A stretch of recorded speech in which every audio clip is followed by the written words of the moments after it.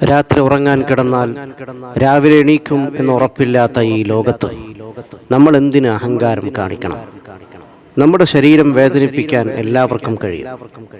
പക്ഷേ നമ്മുടെ മനസ്സിനെ വേദനിപ്പിക്കാൻ നമ്മൾ ജീവന തുല്യം സ്നേഹിച്ചവർക്ക് മാത്രമേ കഴിയൂ. മായ്ച്ചു കളയണം ചില വാശികൾ, പറഞ്ഞു തീർക്കണം ചില പരിഭവങ്ങൾ, മാറ്റിക്കൊടുക്കണം ചില തെറ്റിദ്ധാരണകൾ.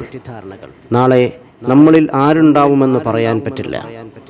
ജീവിച്ചിരിക്കുമ്പോൾ എത്ര വലിയ വീട് വച്ചാലും, എത്ര വലിയ വാഹനങ്ങൾ സ്വന്തമാക്കിയാലും, എത്ര ബാങ്ക് ബാലൻസ് ഉണ്ടാക്കിയാലും കല്ലറകളുടെ വലിപ്പം തുല്യമായിരിക്കും.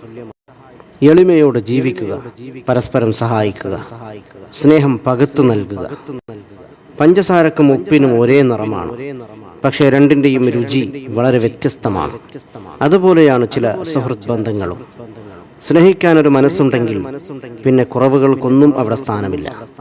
കുറവുകൾ അറിഞ്ഞു സ്നേഹിക്കുമ്പോഴാണ് സ്നേഹം യാഥാർത്ഥ്യമാവുന്നത്. കൂര ചെറുതാണെങ്കിലും അതിനുള്ളിൽ സമാധാനമുണ്ടെങ്കിൽ അത് കൊട്ടാരത്തെക്കാൾ വലുതാണ്. നമ്മളെക്കാൾ ഉയരത്തിലുള്ളവരെ നോക്കുമ്പോൾ നമുക്ക് വിഷമവും ദുഃഖവും തോന്നാം. നമ്മളെക്കാൾ താഴെയുള്ളവരെ ഒന്ന് നോക്കൂ, അപ്പോൾ മനസ്സിലാകും നാം എത്ര ഉയരത്തിലാണെന്ന്. ഉറങ്ങാൻ കിടക്കുമ്പോൾ എല്ലാവർക്കും മാപ്പ് കൊടുക്കുക.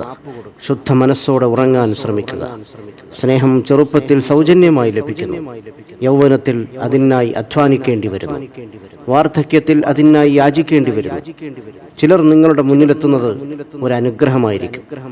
ചിരിക്കുന്ന മുഖങ്ങൾ സൂചിപ്പിക്കുന്നത് അവർക്ക് ദുഃഖമില്ലെന്നല്ല, മറിച്ച് അത് കാണിക്കാതിരിക്കാനും കൈകാര്യം ചെയ്യാനും അവർ പഠിച്ചിരിക്കുന്നു എന്നതാണ്.